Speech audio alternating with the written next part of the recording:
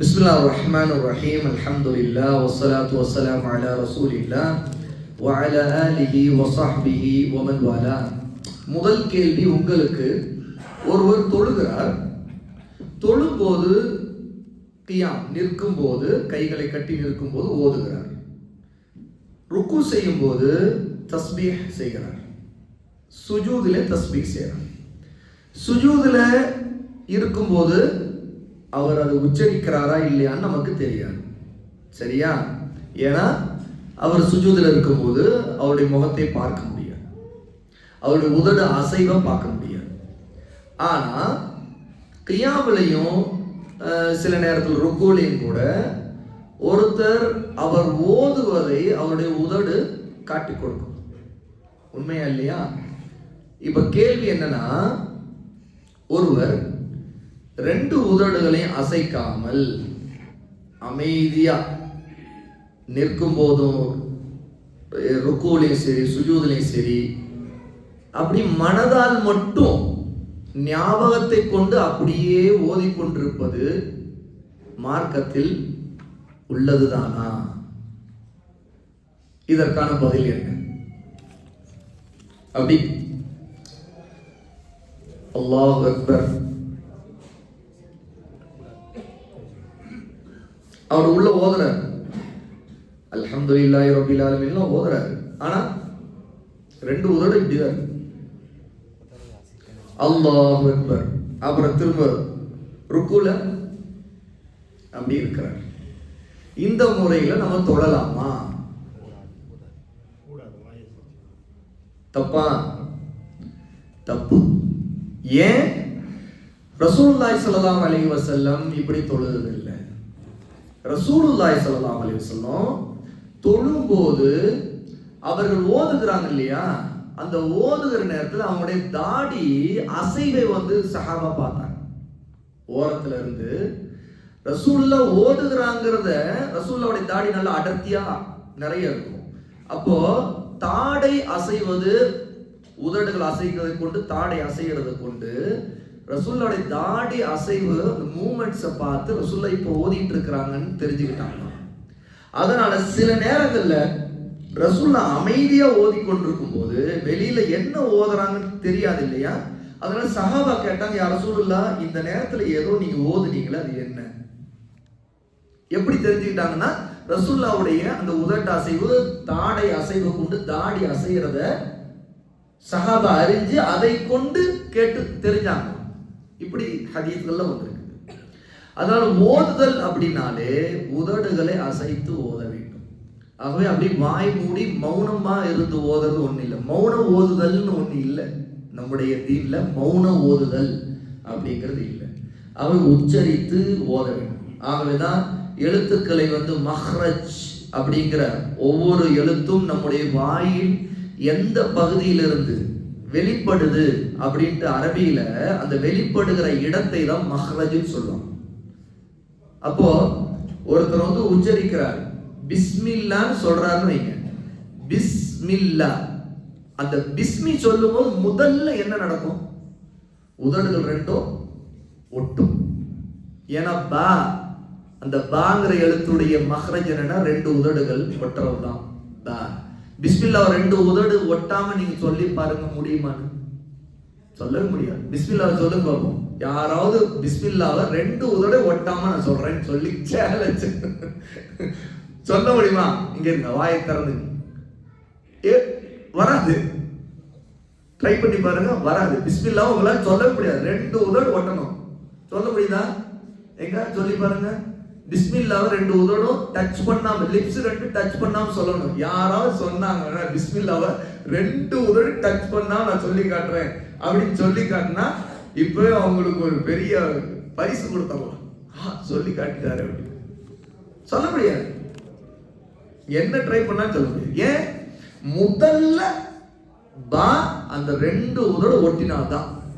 பா மீம் ரெண்டுமே உதடுகளை ஒட்டுவதை கொண்டுதான் வெளிப்படுது. அப்போ இந்த மாதிரி இதுதான் மஹ்ரஜ். அதாவது பா அப்படிங்கிற எழுத்துக்கு எது மஹ்ரஜ்னா ரெண்டு உதடுகள் ஒட்டும். அது போலதான் ஒவ்வொரு எழுத்துக்கும் உதடு ஒட்டணும். அதாவது எழுத்துக்கள் வெளிப்படுற இடம் இருக்கு. சரியா? ஆகவே ஓதும் போது கியாமிலையும் சரி, அதாவது நிற்கும் போதும் சரி, தஸ்பீஹ் செய்யும் போதும் சரி, நாம உச்சரிப்பை நாம வெளிப்படுத்தணும். அப்போ அசைவு இருக்கணும். அசைவு இல்லாம அப்படியே வாயை ரெண்டையும் நல்லா கப்புன்னு மூடிட்டு நாம அப்படி தொழக்கூடாது. சரியா? ஓகே, நம்ம கேள்விகளுக்கு போவோம். இஅ்திகாஃப் உட்கார்பவர்கள் எப்படி இபாதத் செய்ய வேண்டும்? முதலாவது, இஅ்திகாஃப் அப்படின்னாலே ஒரு இடத்தில் தங்கி ஒதுங்கி கொள்ளுதல் அர்த்தம். அதாவது ஒருவர் தன்னை ஒதுக்கி ஒரு இடத்தில் உட்கார்ந்து கொள்றவர், இபாதத்துக்காக உட்கார்ந்து கொள்வது. ரசூலுல்லாஹி ஸல்லல்லாஹு அலைஹி வஸல்லம் அதனால தான் திரையிட்டு கூடாரம் ஏற்படுத்தி தன்னை மறைத்து கொண்டு உட்கார்ந்து கொள்வாங்க. ஒரு இடத்துல உட்கார்றது பேரு தான் இஅ்திகாஃப். உட்காரணும். சரியா?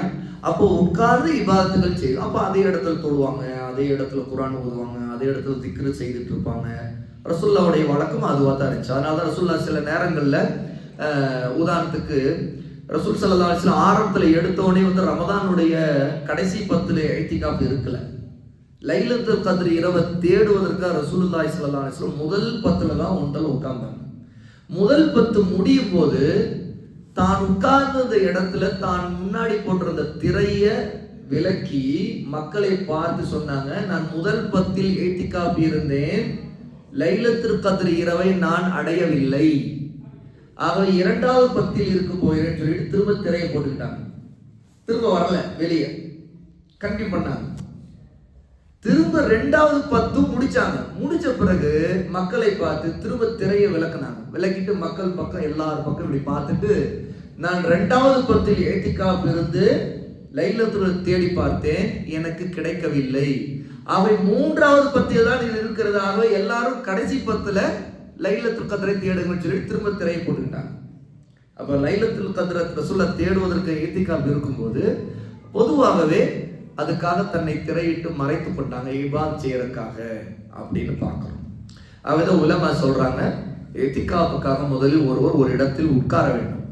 இதுக்கு புகாரில் ஒரு ஆதாரம் இருக்குது. ரசூல் ஸல்லல்லாஹு அலைஹி வஸல்லம் இஅ்திகாஃபுடைய நியத் செய்யும் போது உதாரணத்துக்கு ஒற்றைப்படை, அதாவது 4ல இருந்து தொடங்குது எப்படி இருந்தாலும், ஏன்னா 21 இருந்து தொடங்குறோம்னு வைங்களேன், கடைசி 10க்கு தொடங்குறவங்க.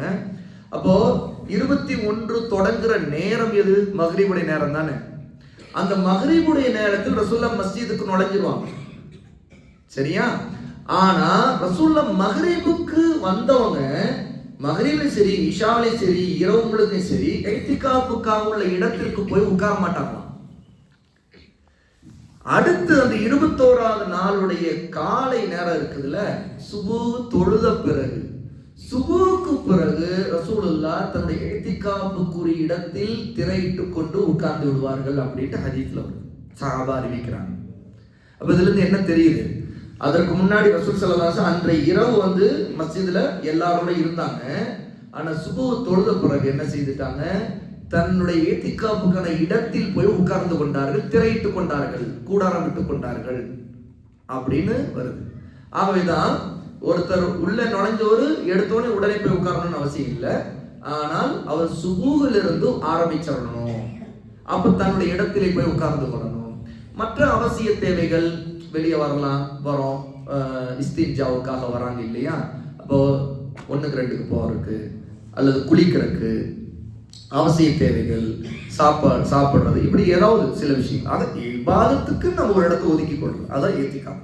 ஆகவே நிறைய இபாதத்துகளை செய்யலாம், ஒரே இடத்துல உட்கார்ந்து செய்யறது. அது எந்த இடமா இருக்கலாம், மஸ்ஜிதின் எந்த இடத்துலையும் ஒரு இடத்தில் ஒருவர் தன்னை ஆக்கி கொண்டு உட்கார்ந்து கொள்ளும். அதனால தான் ரசூல் ஸல்லல்லாஹு அலைஹி வஸல்லம் காபத்துல்லாவுல ஒரு இடத்தை ஒதுக்கி அல்லது மஸ்ஜித் நபவில ஒரு இடத்துல ஒதுக்கி இப்படி உட்கார்ந்து கொள்வது வழக்கமா இருந்துச்சு. அடுத்தது, பெண்கள் புறத்துல பயான் செய்யும் போது, இந்த மாதிரி மஜ்லிஸ் சபை நடந்துகிட்டு இருக்கும்போது அதிகமா சிலர் பேசிக் கொண்டிருப்பதால மற்றவர்களுக்கு நிறைய இடையூறா இருக்கு. அல்லாஹ்வுடைய அடியார்களே, பெண்களே, சகோதரிகளே, அமைதியா இருக்கு, கவனமா கேளுங்க. இல்ம கற்றுக்கொள்வதற்கான நல்ல வாய்ப்பு இது. எவ்வளோ விஷயங்களை தெரிஞ்சுக்கலாம். நேரங்கள் கொடுத்து நீங்க உட்கார்ந்து நிறைய படிச்சுக்கிறதுக்கு, நிறைய கற்றுக்கொள்வதற்கு, அறிந்து கொள்வதற்கு மாஷா அல்லாஹ் இது ஒரு நல்ல காலம், அல்லாஹ் கொடுத்திருக்கிற ஒரு நல்ல வாய்ப்பு. ரமதானுடைய மாதத்தை விட சிறந்த வாய்ப்பு வருடத்தில் நமக்கு எப்பவுமே கிடைக்காது. ஏன்னா இந்த மாதத்துல தான் ஷைத்தான் விலக்கிடப்படுகிறான்.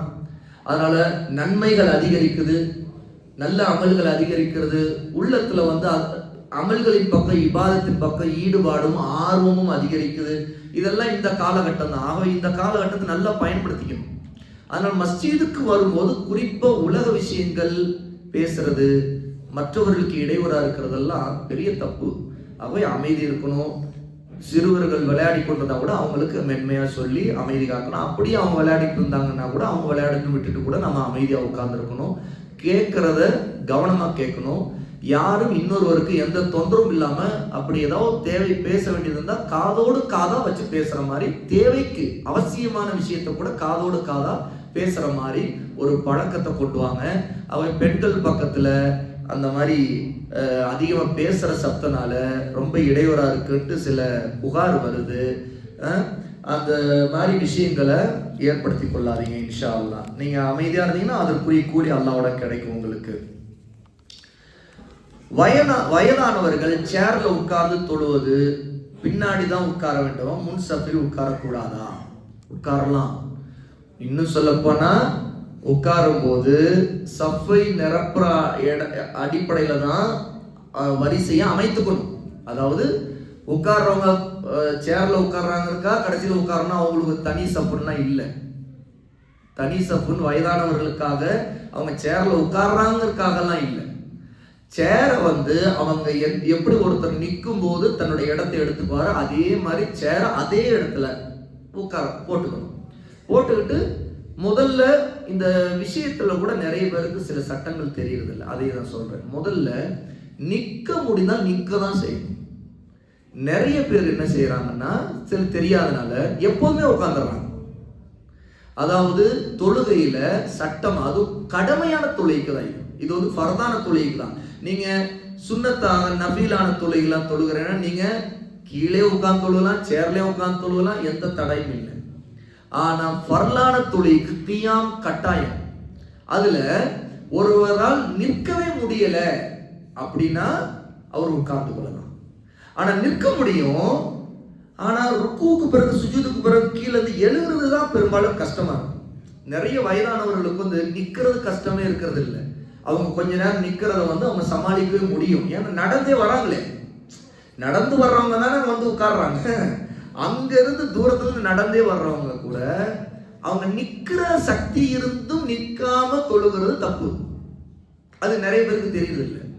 அதனால சேர் போட்டுட்டீங்கன்னா அந்த சேரை வந்து எல்லா மக்களுக்கான சப்போடு ஒரே வரிசையில தான் வச்சிருக்கோம். ஒவ்வொருத்தருடைய குதிங்கால் எந்த இடத்துல முடியுதோ அந்த இடத்துல தான் அந்த சேருடைய ஆரம்பம் இருக்கும். சேரை பின்னாடி சொல்லிட்டு அங்க பின்னாடி இருக்கிறவருக்கு இடிக்கும், அது தப்பு. சரியா? அதாவது நம்முடைய தொழுகைக்கான பகுதிக்குள்ளதான் சேர் இருக்கும். அப்போ முதல்ல நிற்கும் போது கொஞ்சம் முன்னாடி நிற்க வேண்டியது கட்டாயம் வந்துடும். அப்படி இருந்தாலும் தப்பு இல்லை, அதனால குற்றம் வராது. சரியா? கொஞ்சம் முன்னாடி தள்ளி நிற்பார். ஏன்னா சேர் அந்த உட்கார்ற பகுதியான இடத்தை எடுத்திருக்கும், அதனால கொஞ்சம் முன்னாடி நின்ற மாதிரி இருக்கும், அது பிரச்சனை இல்லை. புரியுதா? ஆனா நிக்க முடிஞ்சா நின்று அப்புறம் வந்து ருக்குக்கு போன பிறகு ருக்கு முடிச்சுட்டு சுஜூதுக்கு போகும்போது அவங்க உட்காந்துக்கலாம். சரியா? ஏன்னா சுஜூதுல இருந்து எழுதுறது கஷ்டம்னாலதான் சேர்ல உட்கார்றாங்க எல்லாரும். அதுதான் விஷயம். ஆகவே முதல்ல நிக்க முடிஞ்சா நின்றணும், நிக்கவும் முடியாதவங்க உட்கார்ந்து ஆரம்பிச்சிடலாம். அதனால இதுக்கு தனி சப்புலாம் இல்லை, அப்படி செய்யறது தப்பு. சில நேரத்துல நடுவுல இருக்கும்போது தொல்லையா கொஞ்சம் இடையூறா இருக்குன்னு நினைச்சுதான் செய்யறாங்க நிறைய பேர். அதை முதல்ல நினைக்க கூடாது. அவங்களும் நினைக்க கூடாது, முதல்ல அவங்களுக்கு பக்கத்துல நிக்கிறவங்க நினைக்க கூடாது. அதாவது நாம வயதானவங்க பக்கத்துல சேர் போட்டாங்கன்னா அவங்க நமக்கு நடுவில் ஒரு இடையூறா இருக்கிறாங்க, சப்புல வந்து 2 பேருக்கு நடுவுல வந்து சொருகிட்டு நிக்கிறாங்களே இப்படி அப்படின்னு நினைக்கிறது தேவையில்லை. அதனால 2 விதமா இதுல நடக்குது. முதல்ல வந்து சஃப் ஆரம்பிக்கும் போதே ஒரு வயதானவர் அவருடைய சேரை லாஸ்ட் எண்டில் போட்டு ஆரம்பிக்கிறார். அந்த சஃப் நிரம்புற வரைக்கும் அவர் வெயிட் பண்ணணும். ஏன்னா அவர் அது வரைக்கும் சஃப்ல இல்லை, அவர் தனியா தான் இருக்கிறார். இது ஒண்ணு. 2வது, சில நேரத்தில் இந்த பிரச்சனைக்காகவே சில மஸ்ஜித்ல என்ன செய்யறாங்க, தனியா ஒரு ஏரியாவை வயதானவர்களுக்கு ஒதுக்கி கொடுத்துட்டாங்க. ஏன்னா அங்க வரிசையா ஒரு 20-30 சேர், பெரிய பள்ளிவாசல ஒரு 20 சேர் இருக்கும். அப்போ வரிசையா வந்து அவங்க சேர்ல உட்கார்ந்து இருப்பாங்க. இப்படி உட்கார வச்சுட்டு அந்த அடிப்படையில் அவங்களுடைய சப்பு எப்பவுமே நடுவுல ஒரு கேப், ஏதோ தனி ஒரு சப்பு, வயதானவர்களுக்கு ஒரு சப்புலாம் இல்லை, அப்படி தனியா ஒதுக்கிடுறாங்க. ரெண்டுமே தப்பு. சேர்ல உட்கார வேண்டியதுதான் இருக்குது அப்படின்னா அந்த சப்பு ஆரம்பிக்கும் போது எந்த இடத்துல வந்து அந்த இடத்துல வச்சிட வேண்டியதுதான். அவங்க வந்து அப்படி எடுத்துட்டு வந்து வச்சுட்டு சேர் தனியா வச்சிருந்து தேவைங்கிறப்ப எடுத்து வந்து போட்டுக்க வேண்டியதுதான். அல்லது ஓரத்துல இருக்கிற சேர் சப்பு முடிகிற கரெக்டான நேரம் பார்த்து டக்குன்னு அதோ அந்த இடத்துல வச்சுட்டு தொழுதுக்க வேண்டியதுதான். அதனால வந்து தனி சப்பு இல்லை, இது வந்து நம்ம தவிர்க்கணும், சஃபோடு சேர்ந்து கொள்ளணும். ஏன்னா ரசூல் ஸல்லல்லாஹு அலைஹி வஸல்லம் சஃபில் நெருக்கமா இருக்க சொல்லி இருக்கிறாங்க. அதனால பக்கத்துல அவருக்கு கரெக்டான சேரை வச்சுட்டு அப்படி நிக்க முடிஞ்சா நின்றுட்டு தொழுகை ஆரம்பிக்கணும், தக்பீர் சொல்லி. அதுக்கு பிறகு சுஜூது போற டைம்ல அவரால் எழுந்து திரும்ப வர முடியாத அளவு உட்கார்ந்துக்கணும். அப்புறம் திரும்ப 2வது ரக்காயத்தை எழுந்து வரும்போது எழுந்து நிக்க முடிஞ்சா எழுந்து அப்படி நின்றுக்கணும். இல்ல முடியல, சிலருக்கு முதல்ல ஆரம்பத்துல நின்றுவாங்க, 2வது ரக்காயத்துல முடியாம போகலாம், சிலருக்கு 3வது ரக்காயத்துல முடியாம இருக்கலாம், தப்பு இல்லை. அப்போ அவங்களுக்கு எப்ப முடியுமோ அப்ப நிக்கலாம், எப்ப முடியலையோ அப்போ உட்கார்ந்துக்கலாம். அதுல எந்த தப்பும் இல்லை இன்ஷா அல்லாஹ். சரிங்களா? இது வந்து ஆண்கள் பெண்கள் எல்லாருக்கும் பொதுவான சட்டம் தான், அதை கவனத்தில் வைத்துக் கொள்ளுங்க இன்ஷா அல்லாஹ். திரும்பவும் பெண்கள் புறத்திலிருந்து ஒரு இது வந்திருக்குது. நீங்கள் பயான் சொல்வது ஒண்ணுமே புரியல, மேல அனைவரும் கூட்டம் கூட்டமா உட்கார்ந்து பேசிக்கொண்டிருக்கிறார்கள், கேட்பவர்களுக்கு டிஸ்டர்பாக இருக்கிறது, ரொம்ப கவலையா இருக்கு. டிஸ்டர்பா அங்க இருக்கிறவங்களுக்கு இருக்குது, இங்க நமக்கு ரொம்ப கவலையா இருக்குது இந்த விஷயங்களை கேள்விப்படும் போது. பொதுவா இந்த மாதிரியான தவறுகள் நடக்கிறதுனாலதான் பள்ளிவாசல்ல கட்டுப்பாடுகள் அதிகம் பெண்கள் பகுதியில் போட வேண்டிய தேவை வருது. இந்த வருடம் வந்து ஏத்திகாவுக்காக பெண்களை அனுமதிக்கலாமா இல்லையா அப்படின்னு கூட ஒரு யோசனை வந்து நிர்வாகிகள் மத்தியில் இருந்துச்சு. ஏன்னா போன வருடம் இந்த மாதிரி சில பெண்களுக்குள்ள ஃபித்னாக்கள் பேசிக்கிட்டு ஒரு அமைதி இல்லாம அந்த மேல் தளம் வந்து ஒரே சின்ன சின்ன அற்பமான விஷயங்களுக்கு வாக்குவாதங்கள் இப்படிலாம் நடந்துச்சு அப்படின்னு சொல்லிட்டு, எதுக்கு இந்த ஃபித்னா, எதுக்கு ஏதாவது ஒன்றா இந்த மாதிரி ஒரு இதை ஏற்படுத்தணும், பேசாம யாருக்கும் பெண்களுக்கு இத்திகாப்புக்கு அனுமதியை தர வேண்டாம் அப்படின்னு கூட சிலர் யோசிச்சாங்க. நான் சொன்னேன், அட்வைஸ் பண்ணலாம், நம்ம சொல்லுவோம், நானும் மைக்கில் சொல்றேன், அமைதியா இருக்க சொல்றேன். ஆகவே அவசியம் இத்திகாப்புக்கு அனுமதி கொடுங்க இன்ஷா அல்லாஹ். அமைதி சொன்னா கேட்டுக்குவாங்க, கொஞ்சம் அறியாமல் இருப்பாங்க, கொஞ்சம் பழகியதுனால அப்படி ஒரு சுதந்திரம், வேற ஒண்ணும் இல்லை, சுதந்திரம். அது தனியா ஒதுக்கிட்டா நோ டிஸ்டர்பன்ஸ் அப்படின்னு அவங்க ஒதுங்கிருக்காங்க. ஆனா அங்க இருக்கிறவங்க எல்லாருக்கும் டிஸ்டர்பன்ஸ். என்ன இப்ப இதே பாருங்க, ரசூல்லா காலத்துல இருந்த மாதிரி இப்ப நீங்க எல்லாம் முன்னாடி ஆண்கள் இருக்கிறீங்க, பின்னாடி அப்படி பெண்கள் இருக்கு. அங்க எங்கேயாவது பெண்கள் அங்க பேச சத்தம் கேட்குமா? ஏன் கேட்காது? ஏன்னா முன்னாடி எல்லாம் ஆண்கள் இருக்கிறாங்க, அசர்த்துவர் முன்னாடி எதிரில் உட்காந்து பேசிட்டு இருக்கிறாரு. நாம ஏதாவது பேசினா கூட என்னதான் புர்கா போட்டு பேசினா பேசினா சத்தம் வெளியே வந்துடும். அவர் வந்து எல்லாரும் பார்ப்பாங்க, அப்படி வெக்கமா பவ்யமா அமுக்கமா கமுக்கமா அமைதியா எல்லாம் ரொம்ப ரொம்ப ரொம்ப ரொம்ப ரொம்ப ரொம்ப ரொம்ப பெஸ்ட் பீப்புளா நடந்துக்குவாங்க சிலர். ஆனா இது மேல தனியா நான் தான் ராஜா நான் தான் ராணிங்கிற மாதிரி எல்லாமே தனியா இருக்கனால யாருடைய டிஸ்டர்ப் இல்லை, ஆண்கள் டிஸ்டர்பன்ஸே இல்லை. சரி, யாருடைய பெண்களுக்கு டிஸ்டர்பன்ஸ். ஆகவே சகோதரிகளே, அல்லாஹ் மன்னிக்கணும், அல்லாஹ் கஞ்சி நடங்க, அல்லாஹ்வுடைய மஸ்ஜிதுல அமைதியா இருங்க, பேசவே பேசாது. பேசுறதுக்கு வேலை இல்லை, என்ன வேலை இருக்குது இங்க? இங்க வந்திருக்கிறது தொழுவருக்கு வந்திருக்கோம், குர்ஆன் ஓதருக்கு வந்திருக்கிறோம், நல்ல நசீகத்தை நல்ல அறிவுரையை கேட்கறதுக்கு நம்முடைய ஈமானை அதிகப்படுத்துறதுக்காக வந்திருக்கிறோம். வெளியே இருக்கிற மாதிரி சந்தை மடமா சொல்லுங்க பார்ப்போம்? என்ன கடை விதி மாதிரியா நம்ம நினைச்சதெல்லாம் பேசிட்டு இருக்கிற இடமா? அதனால ஏன் கடை விதி அல்லாஹ்வுக்கு பிடிக்கிறது இல்லை? அல்லாஹ் இந்த பூமியிலே வெறுக்கிற இடம் கடை விதி. ஏன்? முதல்ல கடை விதியில் மக்கள் தேவையற்றதை அதிகம் பேசுவார்கள், பேச்சுல நிறைய பாவங்கள் நடக்கும். விற்கிறவர் சிலர் பொய் சொல்லி பொருளை விற்பாரு, வாங்குறவர் பொய் சொல்லி ஏதாவது ரேட்டை குறைச்சி பேசி வாங்கிடலாம். அந்த கடையில் கம்மியாக தராங்க, என்னங்க நீங்க ரேட் அதிகமாக சொல்றீங்க அப்படின்னு சொல்லிட்டு பேசி இவரும் போய் சொல்லி அந்த கடைக்காரனை ஏமாத்துறது, அல்ல கடைக்காரன் வாங்குறவரை ஏமாத்துறது. அவங்க வந்து பேச்சுல தான் நிறைய பாவங்கள் நடக்குது. அதனால அல்லாஹ்வுக்கு கடை வீதி பிடிக்காத இடம். பூமியில அல்லாஹ்வுக்கு பிடிக்காத கடை வீதி. பூமியில அல்லாஹ்வுக்கு பிடிச்சது மஸ்ஜித். இப்ப மஸ்ஜித கடை வீதி மாதிரி பேசுற இடமா ஆக்கணும்னா மஸ்ஜித் அல்லாஹ்வுக்கு பிடிக்கும். ஆனா மஸ்ஜித்ல இந்த பாவத்தை செய்யறவங்களை அல்லாஹ்வுக்கு பிடிக்குமா? எவ்வளவு பேர் கோபம், அல்லாஹ்வுடைய கோபம் வரும்.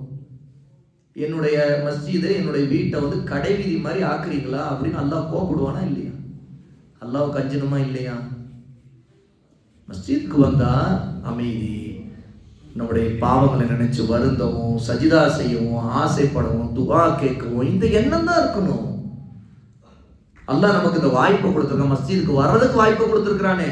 எத்தனை பேருக்கு அந்த வாய்ப்பு இல்லை? இல்ல என்ன சகோதரர்களே, எவ்வளவு பேர் அந்த ஹிதாயத்தை அடையாளம் இருக்கிறாங்க.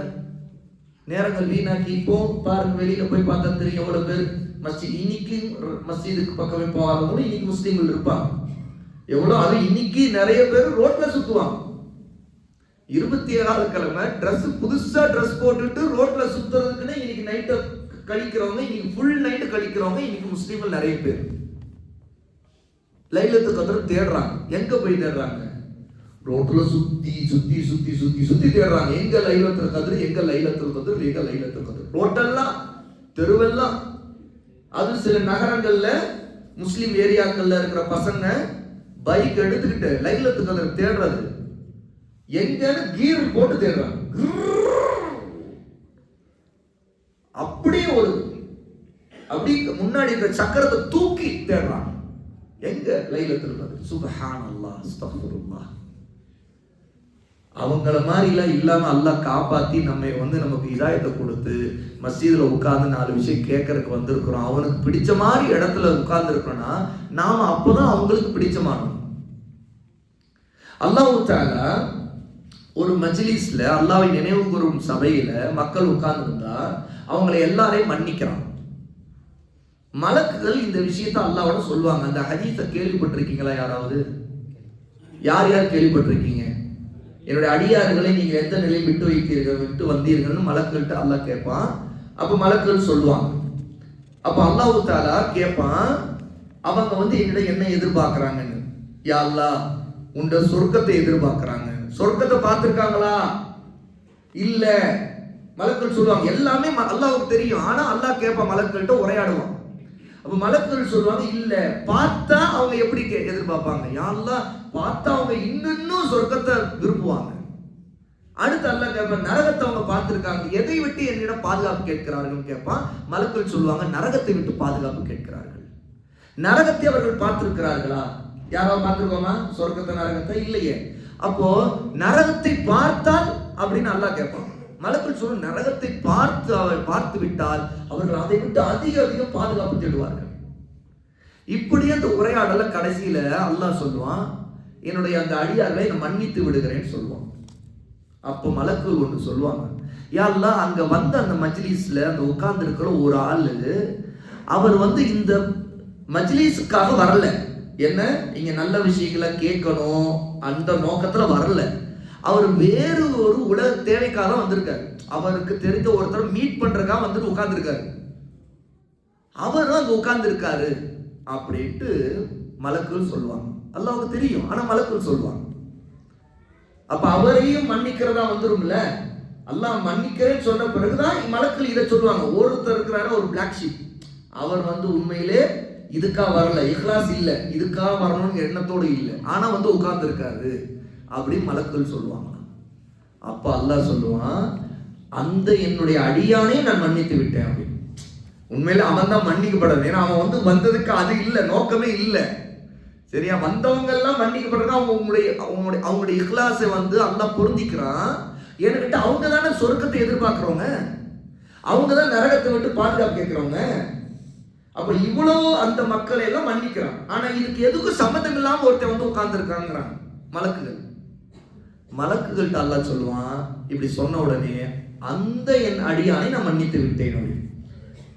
ஏன் தெரியுமா? அவனையும் அல்லாஹ் மன்னிக்கிறான். அவன் பேசாம அமைதியா உட்கார்ந்துருந்தான். அவன் அங்க இருக்கிற மஜ்லிஸ்ல இருக்கிறவங்களை டிஸ்டர்ப் பண்ணிட்டு இருந்தான்னா அல்லாஹ்வுடைய கோபத்தை சம்பாதிச்சிருப்பான். மலக்குகள் அவனை பத்தி கம்ப்ளைண்ட் சொல்லியிருப்பான். மலக்குகள் கம்ப்ளைண்ட் சொல்லல பாருங்க, அவன் வந்த நோக்கத்தை தான் சொல்றான்.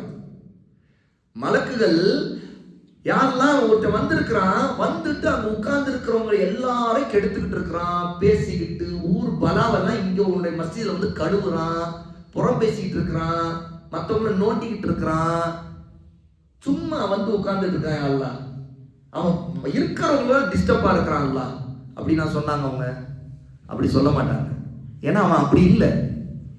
ரசூலுல்லாஹ் சொல்றது அந்த மனிதன் அப்படிப்பட்டவன் இல்லை. அவன் வந்து உட்கார்ந்துருக்கான், அமைதியா உட்கார்ந்துருக்கிறான். அவனுடைய நோக்கம் மஜ்லிஸ்ல உட்கார்ந்து கேட்கணுங்கிறதுக்காக வரல, வேறு ஒரு உலக தேவைக்காக வந்தான். அவன் உலக தேவைக்காக வந்திருக்கிறான், ஆனா வந்து உட்கார்ந்துருக்கிறான்ல அமைதியா, அல்லாஹ் அவனையும் மன்னித்து விடுகிறான். அப்ப இதுல இருந்து என்ன தெரியுது? மஜ்லிஸுடைய சிறப்பு ஒருத்தருக்கு பேசப்படுறது புரியாவிட்டால், அதனாலதான் அன்னைக்கு ஒரு நாள் ஜும்மால சொன்னேன், முதல் ஜும்மால சொன்னேன், உங்களுக்கு மொழியே தெரியல, நீங்க ஜும்மால முன்னாடி வந்து முதல் சப்புல உட்கார்ந்து இருந்தீங்க, முதல்ல வந்தீங்க அப்படின்னா அதுக்குள்ள கூலியில எந்த குறைவும் இருக்காது, அல்லாஹ் உங்களுக்கு கொடுத்துருவான். ஆகவேதான் மொழி தெரியாவிட்டாலும் சரி, மஸ்ஜிதுடைய அதவு ஒழுக்கத்தை நாம் பேணி அமைதியா இருந்தாலே மாஷா அல்லாஹ் உங்களுக்கு அல்லாஹ்வோட நமக்கு மன்னிப்பு நிச்சயமா கிடைச்சிடும். அதனால கவனமா இருங்க சகோதரிகளே, சகோதரர்களே, அது ரொம்ப ரொம்ப முக்கியம். வித்ரு தொழுகை ஏன் ஒரே சூறாக்களை ஓதுகிறார்கள்? முதல் காரணம் ரசூலுல்லாஹி ஸல்லல்லாஹு அலைஹி வஸல்லம் காட்டி சுன்னா, அது ஓதுறாங்க. ரெண்டாவது, அந்த சுன்னாவை பின்பற்றுவது சிறந்தது, மற்ற சூறாக்கள் ஓதினாலும் குற்றம் அல்ல. அவ நீங்க தொழும் போது நீங்க மற்ற சூறாக்களையும் ஓதலாம். பொதுவாக ரசூல் ஸல்லல்லாஹு அலைஹி வஸல்லம் வித்ருல இந்த மாதிரி ஓதினாங்கன்னு சில ஆதாரங்கள் இருக்கு, அதனால தான் ஓதுறாங்க. இத்திகாஃப் இருக்கும் பொழுது சிசிடிவி கேமரா இயங்குகிறது, அதனால் ஒன்றும் தவறு இல்லையா? கேமரா இயங்குறதுல ஒன்றும் தவறு இல்லை, அதுல என்ன பார்க்கப்படுது அதுதான் விஷயம். அதுல அந்நிய பெண்களை ஒருவர் பார்க்கிறார் அப்படின்னா அது குற்றமாகும். ஏன்னா நேரில் பார்க்கிறது எப்படி குற்றமோ அது போல அந்நிய பெண்ணை ஒரு அந்நியான் ஒரு கருவி வழியா பார்க்கறதும் குற்றம்தான். ஆகவே ஒரு பாதுகாப்பு காரணங்களுக்காக சிசிடிவி கேமரா எங்கே வைக்கப்பட்டிருக்குன்னா அந்த பாதுகாப்புக்கு நோக்கமா இருக்கிறவங்க யாரு? அவங்க பார்க்கலாம், தேவைக்காக பார்க்கலாம். ஒரு நிர்வாகம் ஒரு சில விஷயங்கள்ல பாதுகாப்புக்காக, இதுதான் அடிப்படை. மஸ்ஜிதில் எனக்கு தெரிஞ்ச அந்த மாதிரி யாரும் பார்த்துக்கிட்டு இருக்கிற அந்த மாதிரி சிசிடிவி கேமராலாம் எனக்கு தெரிஞ்சு இல்லைன்னு நான் நினைக்கிறேன். சரியா நான் சொல்றது? சரிதானே?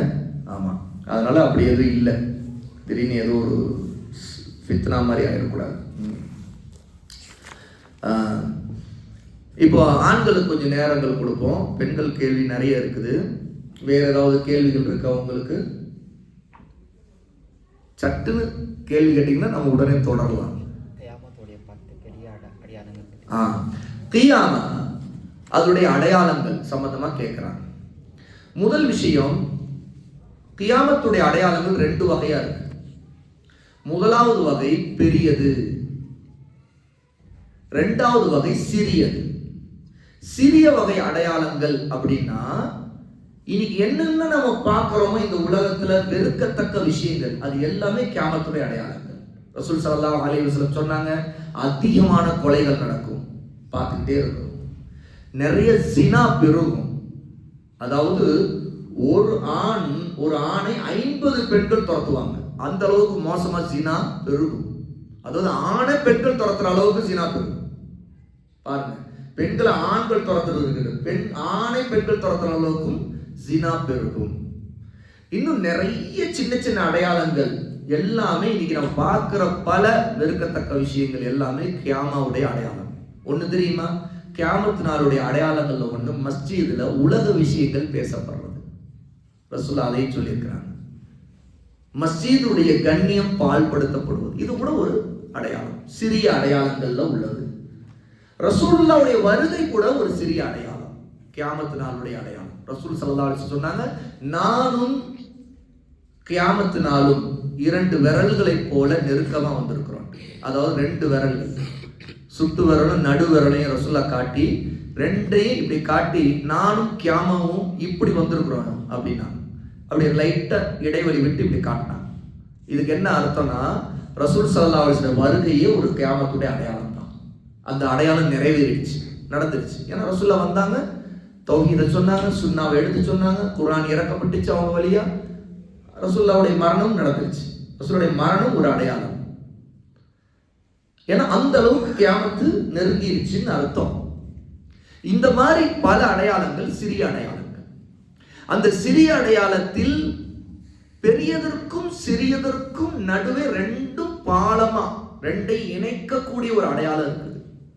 சிறியது பெரியது ரெண்டையும் சேர்க்கக்கூடிய, நான் இன்னும் பெரிய அடையாளங்களை சொல்லல, சிறியதையும் பெரியதையும் சேர்க்கக்கூடிய ஒரு பாலமா இருக்கிற அடையாளம். அதுதான் மஹ்தி அலைஹிஸ்ஸலாத்து வஸ்ஸலாமுடைய வருகை. மஹ்தி என்பவர் ரசூலுல்லாஹி ஸல்லல்லாஹு அலைஹி வஸல்லமுடைய சந்ததியில ஃபாத்திமா ரலியல்லாஹு அன்ஹாவுடைய வம்சத்துல வரக்கூடிய ஒரு சாலிஹான ஒரு ஆட்சியாளர், ஒரு ஹலீஃபா. அவருடைய பெயரும் ரசூலுல்லாஹ்வுடைய பெயரும் ஒன்றாக இருக்கும். அவருடைய தந்தை பெயரும் ரசூலுல்லாஹ்வுடைய தந்தை பெயரும் ஒன்றாக இருக்கும். இது அவருடைய வருகைக்கான அவருடைய பெயர் சம்பந்தப்பட்ட அடையாளம். அதாவது வம்சமும் ரசூலுல்லாஹ்வுடைய வம்சத்துல இருக்கும், பெயரும் அவருடைய பெயர் முஹம்மதுன்னு இருக்கும், அவருடைய தந்தை பெயரும் அப்துல்லான்னு இருக்கும். அவர் மஹ்தி. அவர் ஒரே இரவில் ஆட்சியை கைப்பற்றுவார். அந்த ஒரு இரவில் அவரிடம் பையத்து செய்யப்படும். காபாவுடைய திரைக்கு அருகே நின்று, அந்த கதவுக்கு அருகே நின்று அவர் மக்களிடம் பையத்து வாங்குவார். மக்கள் பையத்து செய்வார்கள். அந்த நேரத்தில் ஒரு கலீஃபா ஏற்கனவே இருப்பார். அந்த கலீஃபாவுடைய 3 பிள்ளைகளுக்கு மத்தியில ஒரு போர் நடக்கும். ஒரு கசானா வெளிப்படுத்தப்படும். அதை எடுத்துக்கொள்வதற்காக, அந்த கசானாவை எடுக்கிறதுக்காக 3 பேர் கலீஃபாவுடைய மகன்கள், அண்ணன் தம்பிங்க போர் செய்து கொள்வாங்க. அந்த காலகட்டத்தில் மஹ்தி அலைஹிஸ்ஸலாத்து வஸ்ஸலாம் தோன்றுவார்கள். ரசூல் ஸல்லல்லாஹு அலைஹி வஸல்லம் மஹ்தியை பத்தி சொன்னாங்க, அவர் ரொம்ப சிறந்த ஒரு பெரிய மகானா இருந்திருக்க மாட்டார். மக்கள் அப்படி அவர் அறிஞ்சிருக்க மாட்டாங்க. ஆனால் ஒரே இரவில் அல்லாஹ் அவரை சீர்படுத்தி விடுவான். அவர் முதல்ல அவர்கிட்ட குறைபாடுகள்லாம் இருக்கும், சில பலவீனங்கள்லாம் இருக்கும், சாதாரண மனிதர்கள் போல சில குறைபாடுகள்லாம் அவர்கிட்ட இருக்கும். ஆனால் அல்லாஹ் ஒரே இரவில் அவரை சீர்படுத்தி அவருக்கு அதிகாரத்தை கொடுத்து விடுவான். அவர் மற்ற அனைவரையும் ஆட்சி செய்யக்கூடிய ஒரு அதிகாரத்திற்கு வந்து விடுவார். அவர்தான் மஹ்தி, நேரு வழி காட்டப்பட்டவர். அவர் முதல்ல அப்படி இல்லாதவராக இருப்பார். அல்லாஹ் அவரை தேர்ந்தெடுத்து ரசூலுல்லாஹ்வுடைய வம்சத்திலிருந்து அவரை தேர்ந்தெடுத்து ஒரே இரவில் காபாவுடைய கதவர்கள் என்று அவர் பையத்து வாங்குவார். அவருடைய வருகைக்கு பிறகுதான் பெரிய அடையாளங்கள் எல்லாமே வரும். இப்ப பெரிய அடையாளங்களை ரசூல் ஸல்லல்லாஹு அலைஹி வஸல்லம் ஒரே ஹதீஸ்ல, சஹீஹ் முஸ்லிமுடைய ஹதீஸ்ல 10 அடையாளங்களை சொல்லியிருக்காங்க. முதலாவது புகை மூட்டம். இது ஒவ்வொன்று அந்த வரிசைப்படி வருதுன்னு நினைக்க வேணாம். சிலது என் நினைவு தடுமாற்றத்தினால் நான் முன்ன பின்ன கூட மாற்றி சொல்லுவேன். புகை மூட்டம், ஒரு புகை மூட்டத்தின் வானத்தில் ஏற்படக்கூடிய, பூமியிலிருந்து ஒரு பெரிய புகை மூட்டம் ஏற்படும் தீப்பிழம்பின் காரணமாக. இரண்டாவது, சூரியன் இப்பெல்லாம் கிழக்குல இருந்து உதிக்குதா, மேற்குல இருந்து உதிக்கும். 2. மூன்றாவது, பூகம்பம், தொடர்ச்சியான பூகம்பம் இருக்கும். அந்த தொடர்ச்சியான பூகம்பத்துல ஒன்று கிழக்கிலும், அடுத்து இன்னொன்று மேற்கில், இன்னொன்று அரபு தீபகற்பத்துக்கு மட்டும், அரபு நாடுகள்ல இருக்கு அந்த தீபகற்பத்துக்கு மட்டும் ஒரு அடையாளம், அதாவது ஒரு பெரிய பூகம்பம்.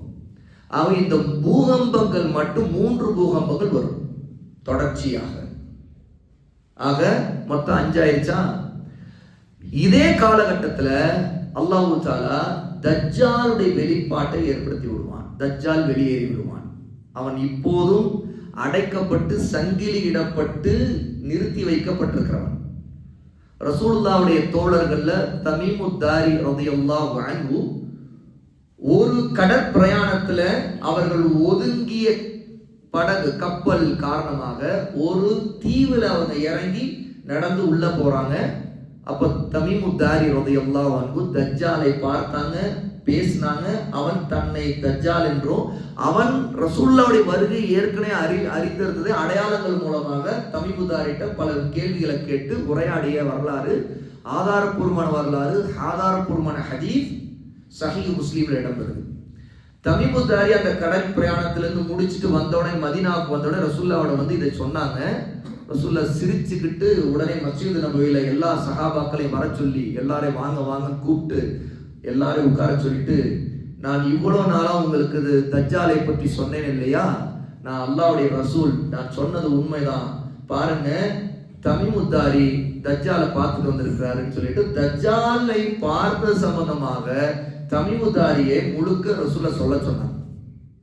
அங்க உட்கார்ந்துருந்தவங்க எல்லாம் கேட்டாங்க சஹாபா. அது உண்மை அப்படின்னு ரசூலுல்லாஹ் உறுதிப்படுத்தினாங்க, அது பொய் இல்லை. எல்லா நபிமார்களும் அறிவு பண்ணியிருக்காங்க தஜ்ஜாலை பத்தி. அவன் ஒரு ஒற்றை கண்ணன், ஒரு கண் குருடானவன், அவனுடைய நெற்றியில காஃப் ஃபா ரா காஃபிர் அப்படின்னு சொல்லிட்டு எழுதப்பட்டிருக்கும்.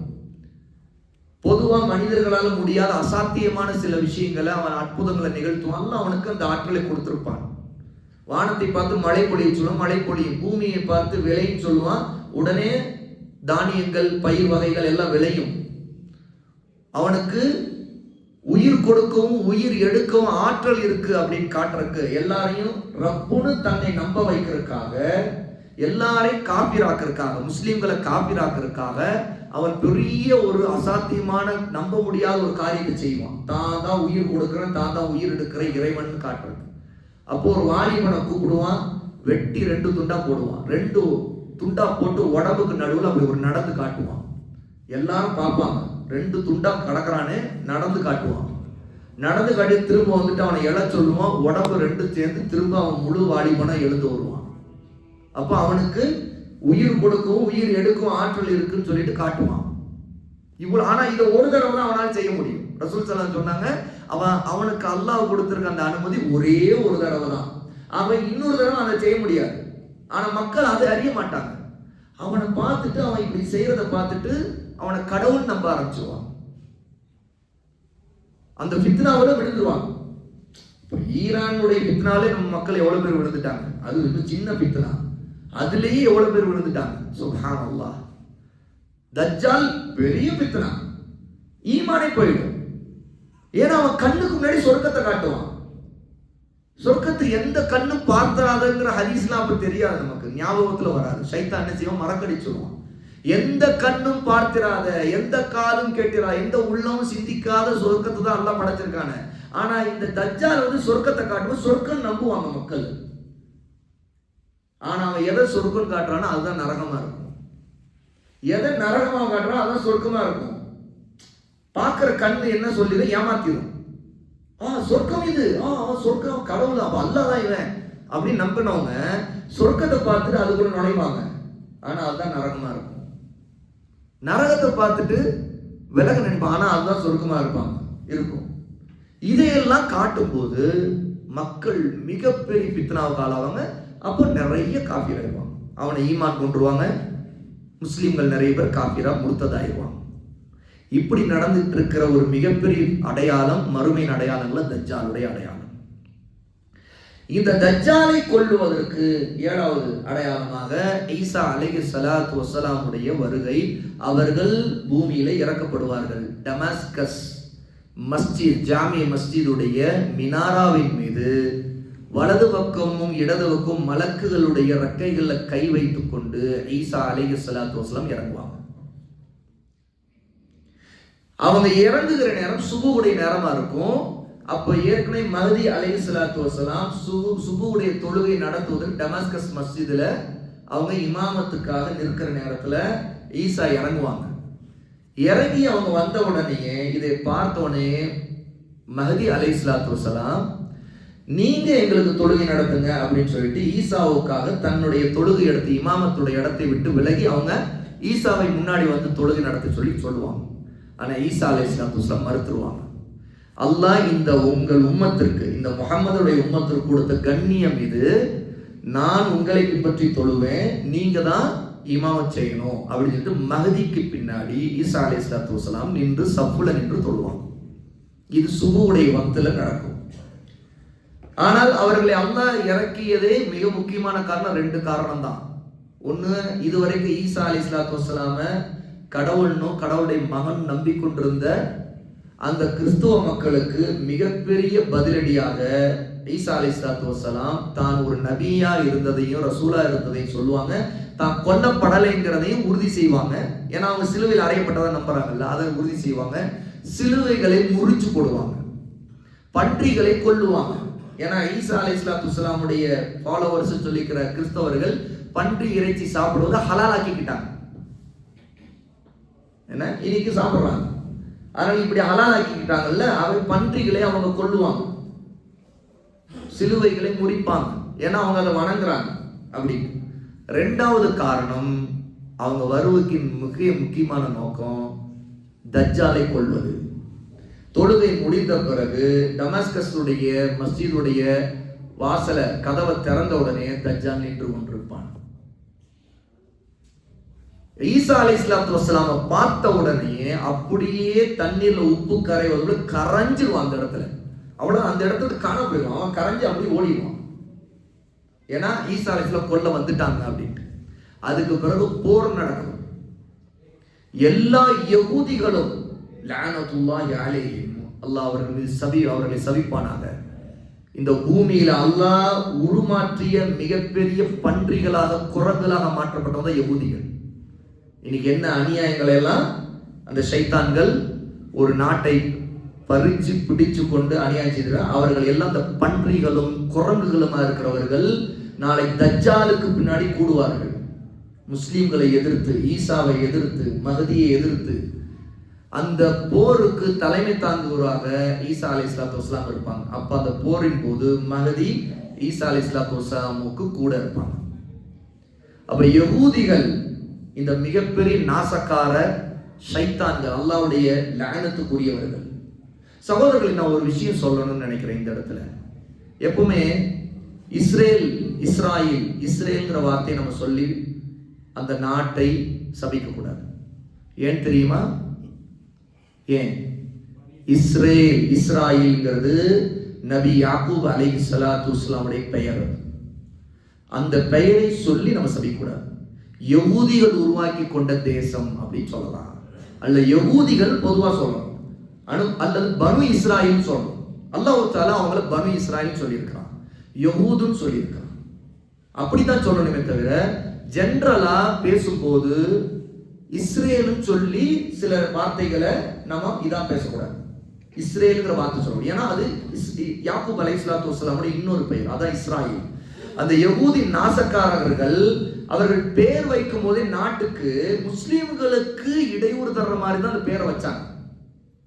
ஏன்?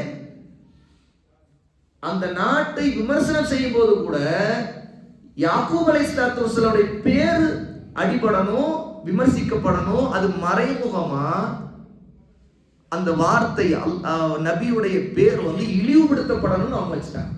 அது அஹ்லுஸ் சுன்னவுடைய சலஃபி உலமாக்களுடைய தெளிவான ஃபத்வா இருக்குது.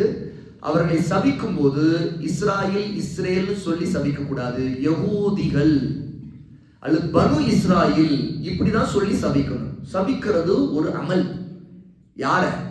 யகூதிகளை சபிக்கிறது ஒரு நல்ல அமல். ஏன்னா அல்லாஹ் தஆலா அவங்களை சபிச்சிருக்கிறான், ரசூலுல்லாஹ் சபிச்சிருக்கிறாங்க. ரசூலுல்லாஹ் மௌத்தா போறதுக்கு முன்னாடி சபித்தா மௌத்தா போனாங்க. ஏன்னா லஅனஹுமுல்லாஹ், அல்லாஹ் அவர்களை சபிப்பானாங்க. இத்தஹது, அவர்கள் ஏற்படுத்தி கொண்டார்கள் குபூர் அன்பியாஇ மசாஜித், தங்களுடைய நபிமாருடைய கபறுகளை வணங்கும் இடங்களாக மஸ்ஜிதுகளாக கொண்டார்கள். அல்லாஹ் அவர்களை சபிப்பானாங்க சொல்லலாம். அவை சபிக்கும் போது இஸ்ரேல்ங்கிற வார்த்தை கொண்டு சபிக்காம யகூதி நாடு அல்லது யகூதிகள் இப்படிப்பட்ட வார்த்தைகளை கொண்டு தான் சபிக்கணும். அப்ப அந்த யகூதிகள் அவர்களுடைய வம்சத்தில் ஒருவனாகத்தான் தஜ்ஜால் வருவான். அதனால அவங்க எல்லாரும் ஒரு கூட்டமா திரளுவாங்க. அப்போதான் கடைசி போர் நடக்கும். அப்போது கர்கத் மரம், யகூதி ஒருவன் போய் அதுக்கு பின்னாடி ஒளிஞ்சிருந்தா கூட முஸ்லீமை கூப்பிட்டு சொல்லும், ஓ முஸ்லீமே, இங்க வா, எனக்கு பின்னாடி ஒரு யகூதி ஒளிஞ்சிருக்கிறான், அவனை கொன்று விடு அப்படின்னு. ஆக இதுவும் ஒரு அடையாளம். 8வது, யஜூஜ் மஜூஜுடைய கூட்டம் வெளிப்படுறது. அவர்கள் மிகப்பெரிய அழிச்சாட்சி செய்வாங்க. ஈசா அலைஹிஸ்ஸலாத்து வஸ்ஸலாம் எல்லா முஸ்லிம்களும் தஜ்ஜாலுடைய காலத்துக்கு பிறகு மிகப்பெரிய சோதனைக்கு அவங்களால ஆளாக்கப்படுவாங்க. அப்போ அல்லாஹ் தஆலா ஈசாவும் முஸ்லீம்களும் அல்லாஹ்வோட துவா செய்வாங்க. ஏன்னா அவங்கள ஒண்ணுமே செய்ய முடியாது, அவ்வளவு மோசமான கூட்டமா இருப்பாங்க. எல்லா இடங்களிலும் பூமியை ரத்த கலரியாகும், அவ்வளவு மோசமா இருப்பாங்க. அப்போ கடைசியில் அல்லாஹ் தஆலா அவங்களை அழிப்பான். அதனுடைய வரலாறு கேள்விப்பட்டிருப்பீங்க. சரியா? அவங்க எல்லாம் பூமியில எல்லாரும் நம்ம முடிச்சிட்டோம், இனி யார் இருக்கிற வானத்துல இருக்கவங்களை நம்ம கொல்லுவோம் அப்படின்னு சொல்லிட்டு அவங்க கையில இருக்கிற வில் அம்பை கொண்டு வானத்தை நோக்கி அம்பை எறிவாங்க. அல்லாஹ் தஆலா அந்த அம்புல ரத்தத்தை பூசி திரும்ப அனுப்புவான். அதை பார்த்து விட்டு வானத்தில் உள்ளவரை கதையை முடிச்சிட்டோம், இனிமே நாம தான் இந்த பூமியில அப்படின்பாங்க. அதுக்கு பிறகு அல்லாஹ் தஆலா அவர்களுக்கு பெரிய நோயை இறக்கி கடுமையா அவர்களை வேதனை செய்து, பிறகு அவர்கள் அழிக்கப்பட்ட பிறகு இந்த பூமி நார ஆரம்பித்து விடும், அந்த அளவு இருக்கும். அப்புறம் அல்லாஹ் தஆலா மழையை அனுப்பி அதுக்கு பிறகு இந்த பூமி சுத்தமாக்கப்படும். அதனுடைய அடையாளங்கள்ல 10 அடையாளங்கள்ல ஒரு அடையாளம் தான் பூமியிலிருந்து ஒரு பேசும் பிராணி வெளிப்படும். தாபத்துல் அர்த், பேசும் பிராணி வெளிப்படுவது. சரியா? 9 சொல்லியிருக்கேன். இன்னொன்னு என்ன சொல்லுங்க. என்ன இல்ல, பெரிய அடையாளங்கள இன்னும் ஒண்ணு இருக்கு. மொத்தம் 10ல 9 சொல்லிட்டேன். இல்ல, அந்த அடையாளங்கள்லாம் பெரிய அடையாளங்கள் இல்ல. பாலைவனம் பசுமையாகிறது இன்னும் நிறைய இருக்குது. இல்ல, அது எல்லாமே அடையாளங்கள் உள்ளதுதான். ஆனா பெரிய அடையாளமாக ரசூலுல்லாஹ் சொன்ன 10 அடையாளங்கள்ல இது வராது. இல்ல, சூரியன் சொன்னேனே, மேற்குல இருந்து உதிக்கும். இல்ல, வேற. சரி, இப்போ உங்களுக்கு ஒரு 10 நிமிஷம் இன்ஷா அல்லாஹ் டீ பிரேக். அதுக்குள்ள அந்த ஒரு அடையாளத்தை கண்டுபிடிச்சு சொல்லுங்க பாப்போம் இன்ஷா அல்லாஹ். ஆரம்பிக்கும் போது அதுல இருந்து ஆரம்பிச்சிருவோம். சரியா? பாரக்கல்லாஹு ஃபீக்கும் வ ஆகிரு தஅவானா அல்ஹம்துலில்லாஹி ரப்பில் ஆலமீன். அஸ்ஸலாமு அலைக்கும்.